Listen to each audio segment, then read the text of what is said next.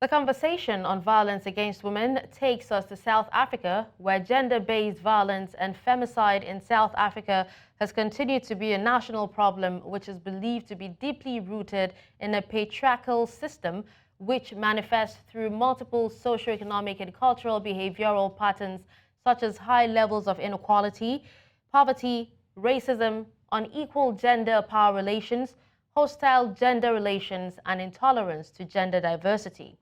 According to the Minister of Social Development, Lindiwe Zulu, the most concerning about GBVF is that those who bear the brunt are women, children, persons with disabilities, and the LGBTQIA community, whose rights are often violated.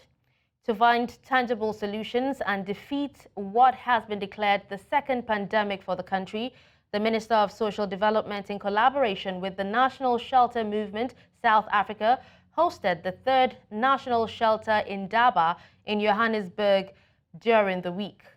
Bongani Siziba has more. The conversations taking place in these plenary sessions are nothing short of powerful. Speakers are drawing attention to the deeply rooted social and cultural dynamics that enable gender-based violence to persist. This is our third annual National Indaba, where we, co-host with the shelters across the country to actually look at how are we doing as a country. Do we have more women coming? What is the profile of those women who are there? What kind of programs do we have? We are not only looking at psychosocial intervention, but we are also looking at skills development, empower women with skills development so that when they leave the shelter, they can begin to be independent economically and break the cycle of dependency on men. Gender-based violence and femicide is a tragic epidemic that affects countless individuals worldwide. Millions of women and children suffer in silence, trapped in a cycle of fear, control, and abuse. Often these cases are not attended to swiftly, promptly, appropriately, and adequately, which often leaves the children in a compromised state and subjects them to secondary victimization and trauma. Social workers who give support and assist women and children who have been victims of GBV shared some of their stories. There was a lady that we were called at the hospital to come and pick up because she was assaulted by her husband, and she had little 3 kids with her. So we went there to pick her up, and as you could see, like, she had bruises on her face, and I think that was the most traumatic experience I've ever had, because I could see the cut literally from here, and then she had cuts on her stomach as well, and you could really see that she really has nowhere to go.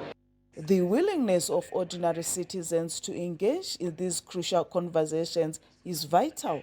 It demonstrates that the fight against gender-based violence is not solely the responsibility of the government or NGOs, but a collective effort.